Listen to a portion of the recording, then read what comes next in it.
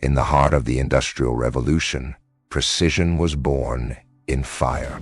This isn't just a kitchen tool. It is a testament to the era of cast iron. Our story begins in a French foundry. Molten iron, a liquid sun, flows into sand molds, ready to take the shape of a legend. Cooled and hardened, the raw gray iron emerges, a ghost of its final form waiting for the craftsman's touch.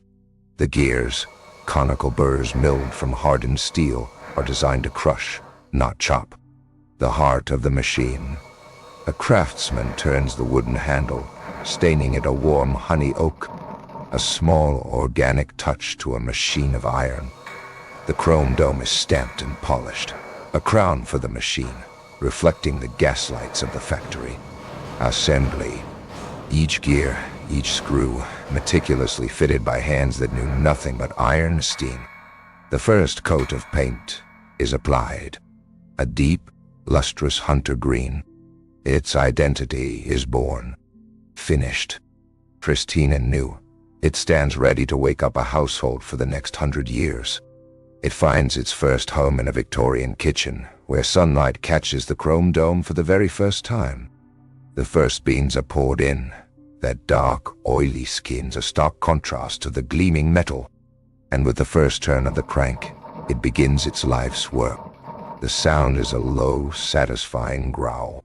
The smell of fresh coffee, visualized as a plume of steam, fills the morning air. It becomes the center of the morning ritual, a fixture around which the family gathers. The maker's mark is stamped onto the base, a signature of pride. Peugeot Frère, a guarantee of quality. Crates of these mechanical workhorses are loaded onto horse-drawn carriages, destined for shops across Paris. In a shop window, its reflection catches the eye of passers-by, a marvel of modern engineering. It is purchased, wrapped in simple brown paper and twine, a heavy, promising weight. Through the years, dust motes dance in the light around its stoic frame, a silent witness to a changing world. And as decades flip by like pages in a book, the world modernizes. But the iron remains. Time is cruel to iron. Decades pass. The grinder is relegated to a cellar, then a damp barn. Moisture creeps in. That once proud finish is consumed by a thick, textured layer of red oxide rust. It becomes a frozen relic. The gears seize. The crank refuses to turn, a memory of motion locked away by neglect. But today we reverse entropy. The restoration begins with disassembly. Every seized screw fighting the screwdriver. The parts are laid out on the workbench, a hopeless-looking puzzle of corrosion and decay. Penetrating oil is applied, a hopeful first step to loosen the bonds of time. We take the parts to the sandblaster. The red dust explodes away, revealing the gray ghost of the metal beneath. The raw, pitted texture of the cast iron is exposed for the first time in a century. A blank canvas. On the wire wheel, the last vestiges of rust are obliterated in a shower of brilliant sparks. The chrome dome, now dull, brown and oxidized, meets the polishing wheel. And slowly, a mirror returns. The reflection emerges from the tarnish like a developing photograph. We choose a new identity for the iron. Primer is applied, the foundation for its rebirth.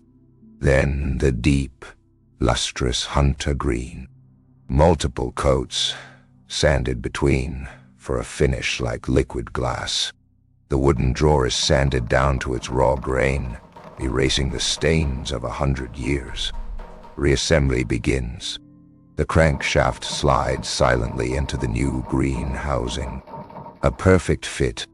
The bolts are tightened, securing the body to its base. The machine becomes whole once more.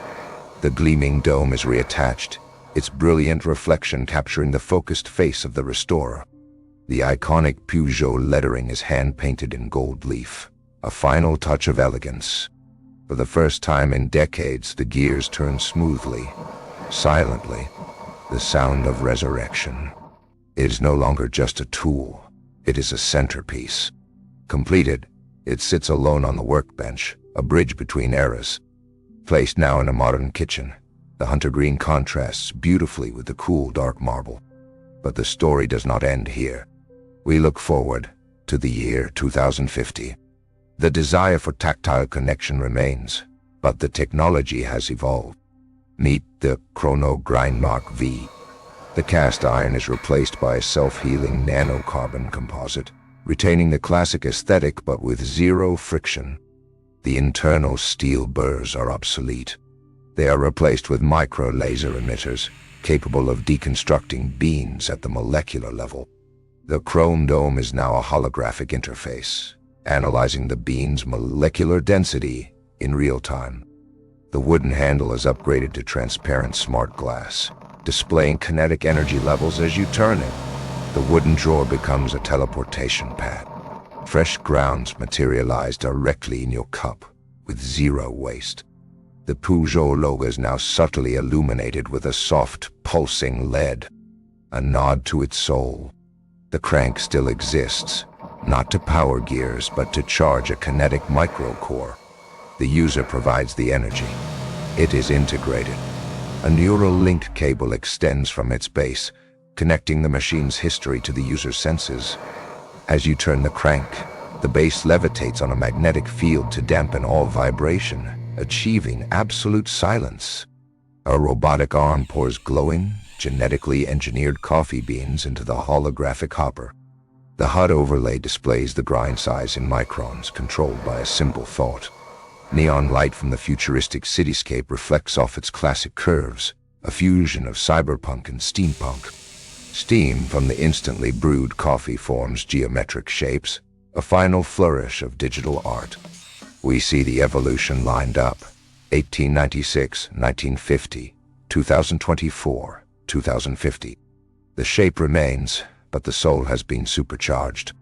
The kinetic energy bar fills, a bright cyan line racing up the smart glass handle as the crank turns faster. It is the perfect synthesis of Victorian soul and quantum future, a machine that remembers its past. A final shot. The futuristic model flickers, its advanced components fading away, leaving only the original rusted relic sitting silently in the dusty barn. For in the end, the soul remains.